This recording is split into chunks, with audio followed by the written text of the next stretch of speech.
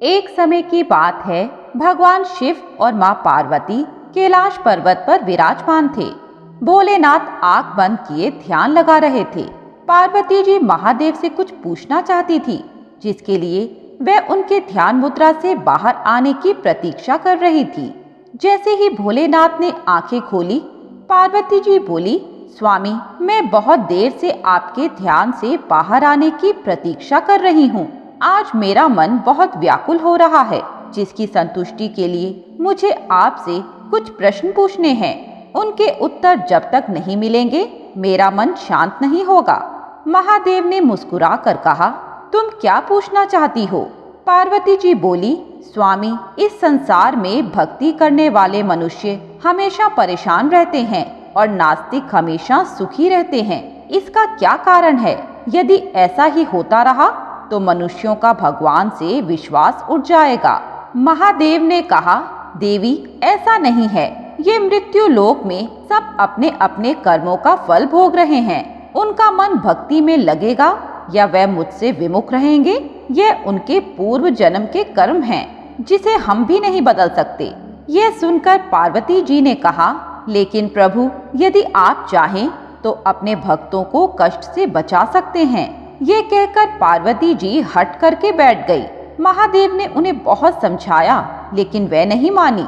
हार कर भोलेनाथ ने कहा, यदि तुम हट कर रही हो तो मैं तुम्हें 7 दिन के लिए पृथ्वी पर जाकर मेरे भक्तों के कष्टों को मिटाने का अवसर देता हूँ, और मैं भी तुम्हारे साथ पृथ्वी लोक में 7 दिन बिताऊंगा। यह सुनकर माँ पार्वती बहुत खुश हो गई। वे दोनों एक गरीब किसान और उसकी पत्नी के रूप में एक गांव में पहुंच गए। वहां जाकर भगवान शिव और माँ पार्वती को एक जगह से भगवान शिव की जयकार की आवाज सुनाई दी। दोनों उस ओर चल दिए। वहां जाकर उन्होंने देखा, एक लड़की भगवान शिव का जयकारा लगाकर भीख मांग रही थी। माँ पार्वती ने कहा, नाथ, आप बताइए, इस छोटी सी बच्ची को भीख मांगनी पड़ रही है, वह भी आपका नाम लेकर।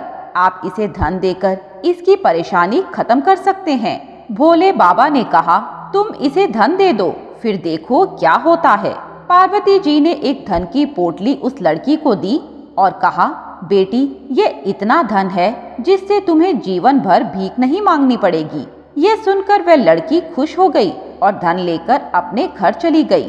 तब पार्वती जी ने कहा, देखा स्वामी, मैंने एक ही बार में उसके कष्ट मिटा दिए। अब ये आपका सदा गुणगान करती रहेगी। महादेव ने कहा, देवी, यह समय आने पर पता लगेगा। आगे जाने पर उन्हें एक व्यापारी मिला। वह भोलेनाथ को याद कर रहा था। हे भगवान, मेरा सारा सामान बिक जाए, जिससे मेरा व्यापार बढ़ जाए। पार्वती जी ने कहा, स्वामी, इसकी मदद करनी चाहिए। ये आपका बहुत बड़ा भक्त लगता है। इसका सारा सामान हम खरीद लेते हैं।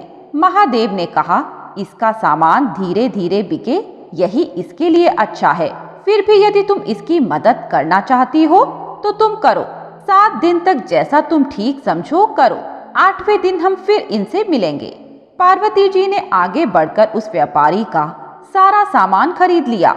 वह खुशी खुशी भगवान का धन्यवाद देकर चला गया।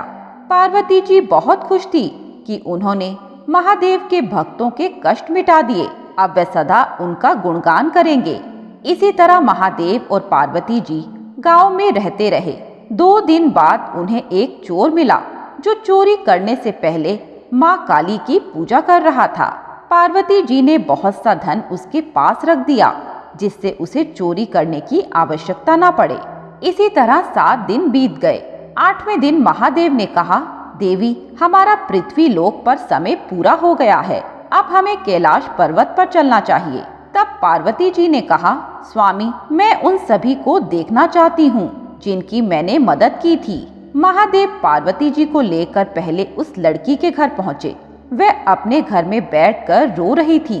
पार्वती जी ने किसान की पत्नी के भेष में उससे पूछा, बेटी, मैंने तो तुम्हें बहुत सा धन दिया था, फिर भी तुम रो क्यों रही हो? उस लड़की ने कहा, हम तो पहले गरीब ही अच्छे थे। महादेव की कृपा से थोड़ा मिलता था, उसी में खुश रहते थे।